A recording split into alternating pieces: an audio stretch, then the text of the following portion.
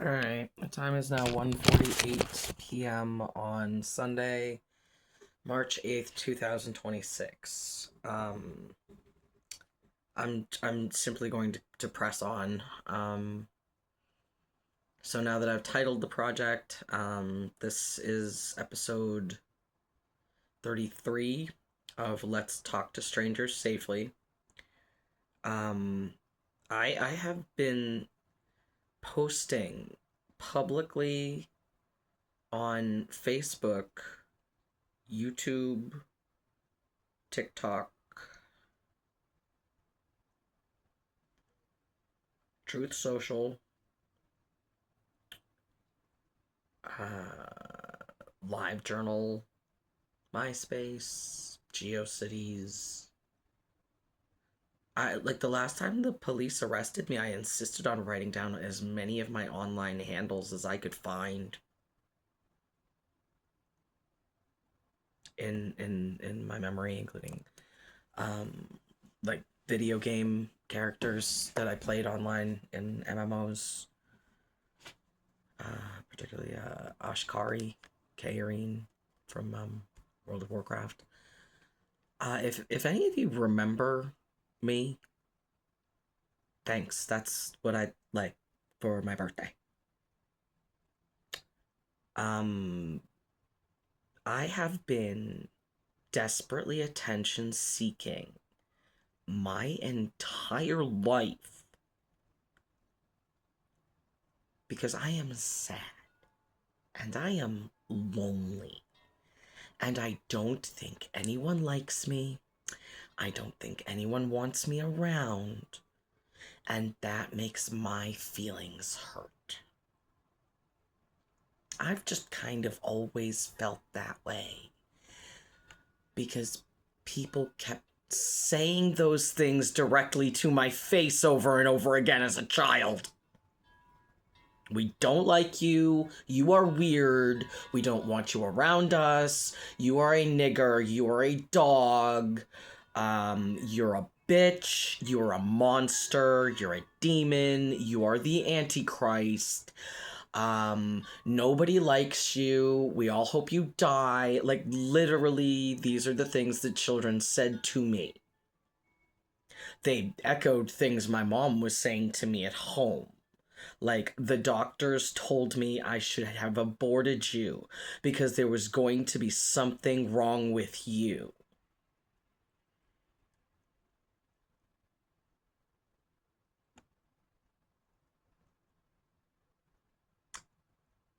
What was I? What was I trying to say?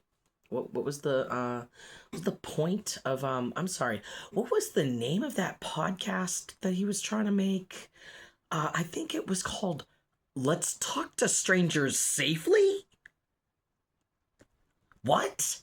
Why on earth would anyone feel the need to make a podcast called Let's Talk to Strangers Safely?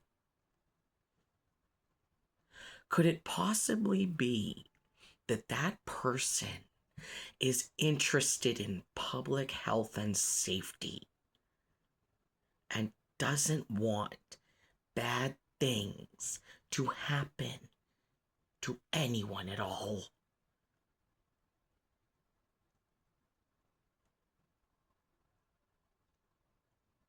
I have literally spoken directly to police officers' body cams in multiple states of the United States of America since 2022 and said, you should talk to your supervisor about this conversation because this could be used as training videos.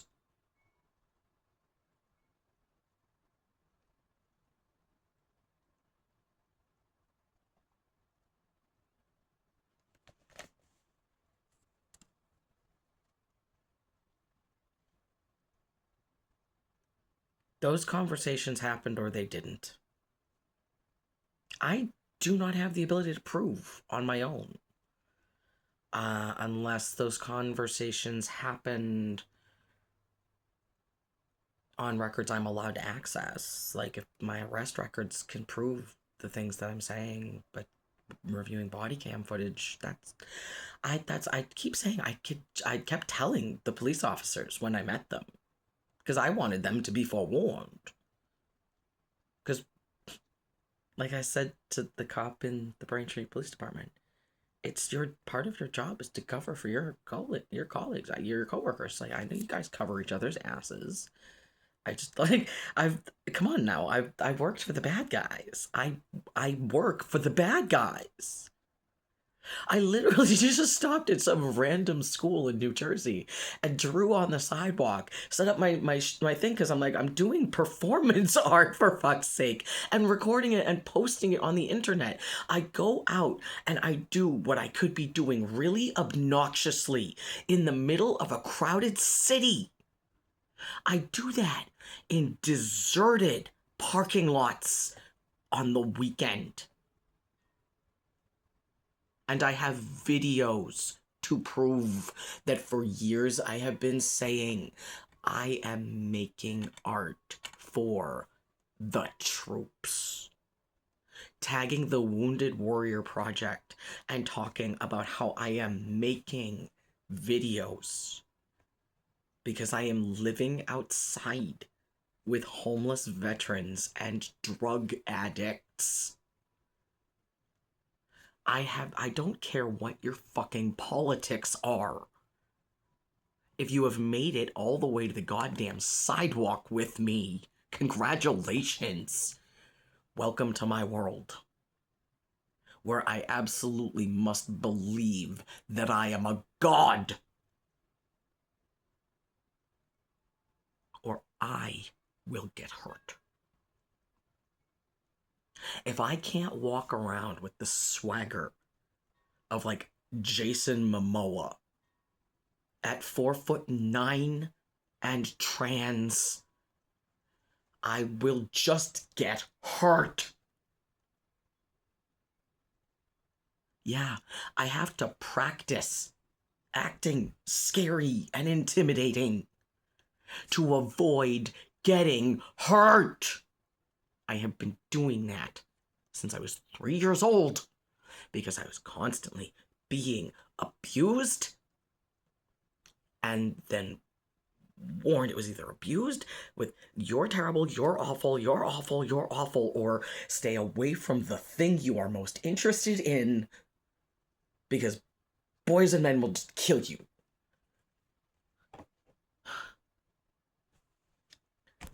I was wildly attracted to boys, and it was always just, boys and men only want one thing and they'll kill you to get it. They'll rape you and they'll kill you, and they'll rape you and they'll kill. Like, I just constant, just never-ending fear, constantly being told how small and weak and vulnerable I am, and how everything around me is a threat.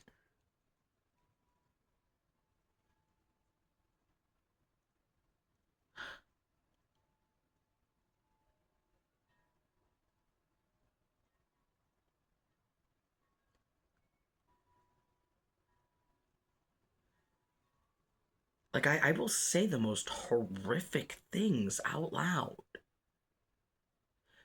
And you're supposed to be shocked and horrified by them. That is how I captivate your attention. It is a storytelling technique. You want an instant confusion induction? The next time the police approach you and are trying to act casual, puff up and basically shout at them. Hail Satan, Heil Hitler, whatever greeting is gonna piss you off the most this holiday season. And see what fucking happens to you.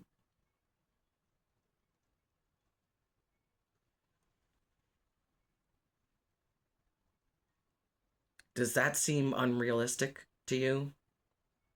That's a little over the top, right? There's no way in hell I actually said those words in that sequence out loud to a crowd of cops as they approached me.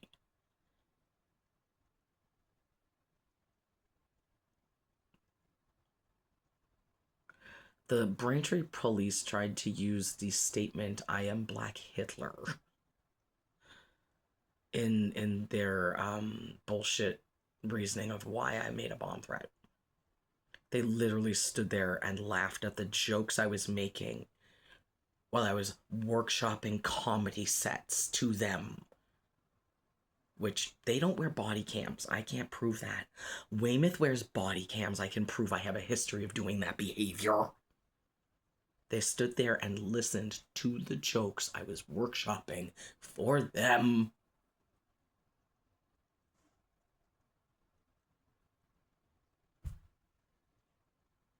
They laughed at them, nervously, the way they're supposed to. That's this, oh no, that's funny, but also, uh-oh.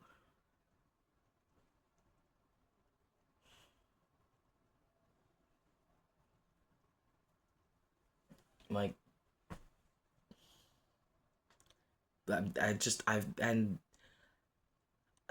I know, I'm sure that there'll be people who will want to say, well, he's backpedaling and saying he was just saying that for script. No, this has been years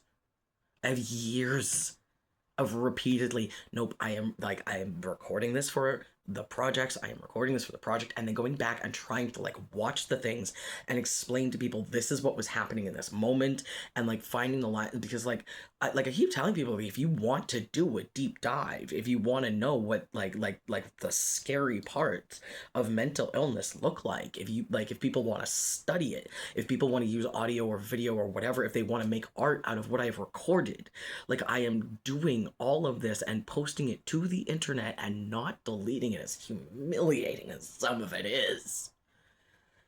Because that is real. That's my real life. That's really what happened for me. And it doesn't matter to me if anyone else believes or ever cares. When I am old and I have dementia, if YouTube still exists, I will have my memories. And I will remember me. I have been living outside for 4.5 years and meeting so many people who just have no idea who they are, where they came from, or where they should go at all.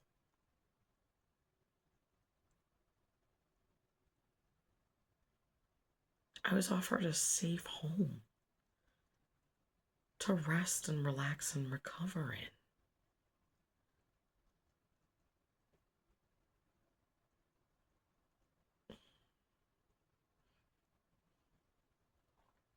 And I have one. I had one for a while there. But as I said, oh right, see, the story just keeps coming back up. October 30th, according to the paperwork I read, so yeah, Halloween. Pointed out the pattern, because, oh yeah, also as the Braintree police tried to use against me, I am a witch. I just tell the same stories over and over again. I'm a storyteller. That's a historian. I am my own family historian. My mom and my dad were elected officials in the town of Braintree. Like, I want to run for public office just to be a nuisance now.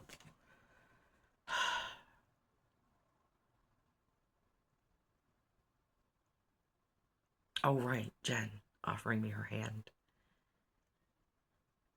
She came in and chased me out of getting my lunch. I laced up my boots and she offered me her hand, and I up to a point, I know the exact sequence of words was, maybe we can work together. And she either said then or after all or something. And internally for me in that moment was like, I heard a voice that said, like, this is, like, tell him this is the moment. Take her hand. You have to go learn how to live in jail. Because I wasn't well. I was too afraid to try and get the help that I needed, because the last time I tried to get an ambulance, I ended up in a jail cell instead. And then I got arrested for just no reason at all. So it's just bringing milk and bread or milk and eggs. I'm not sure. Milk for sure. So either bread or eggs. It's been like a year and a half, so I'm fuzzy on that detail. It was either milk and eggs or milk and bread. A gallon and either a loaf of bread or the EMT brought it to them. That's memories decay over time. And when you're heightened emotions, you get confused. Like trying to say that a person is an unreliable narrator. The cops are unreliable narrators, and I can just fucking prove it. So if we're going by she says, that he says, I say you're both fucking lying directly.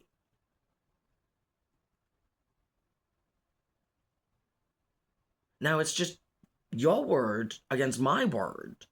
And I can just demonstrate that I'm a way more reliable reporter than like 99% of human beings. Even when severely agitated.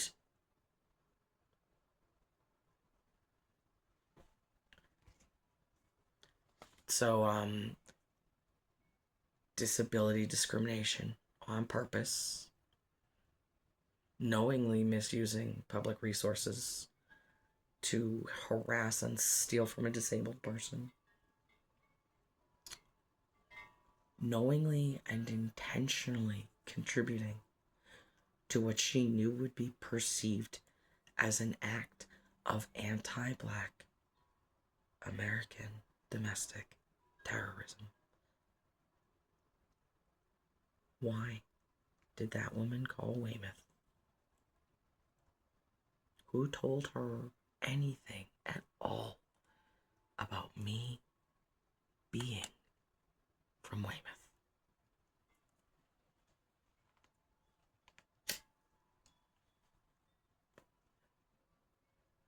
I told her what was happening to me in Weymouth.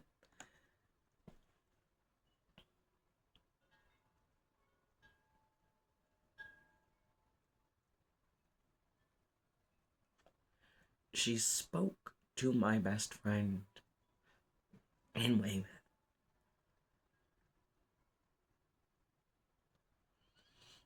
Prior to calling Weymouth police. So if Ames and I have been consistently saying that we feel that we are being targeted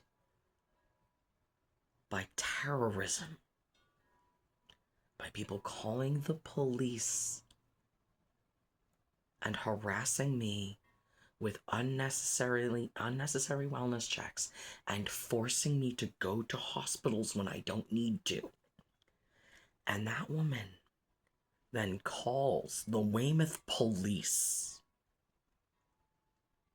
That just, she doesn't know me at all and watched me just all of a sudden flip out and attack an animal and a random motorist. After I just asked her for money and for no apparent reason, she gave me how much? Through Cash App?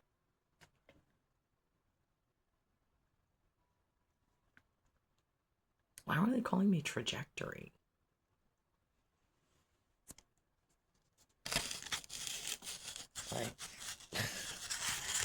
Like it's laughable how many holes I can just immediately like, ta-da! It's just pathetically obviously false.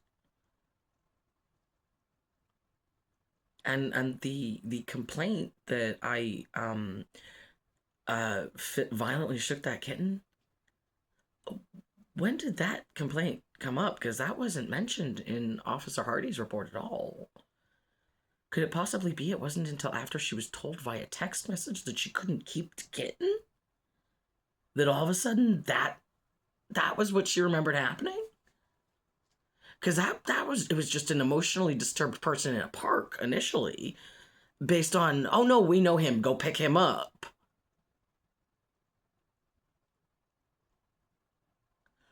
Da, da, da, da, da, doy. We told her we were being targeted with terrorism. She called the police department that has been the tool of that terrorism. And they called a different police department and said, do it.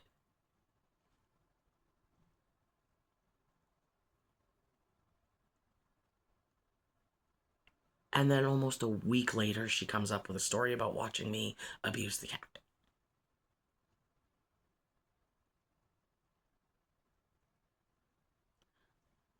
I had told her all about my online presence and the purpose of it and the fact that there were art pieces and this, that, and the other thing.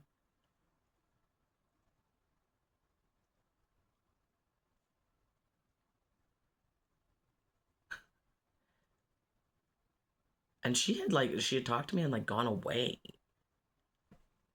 Yeah. She waited for me to wind down.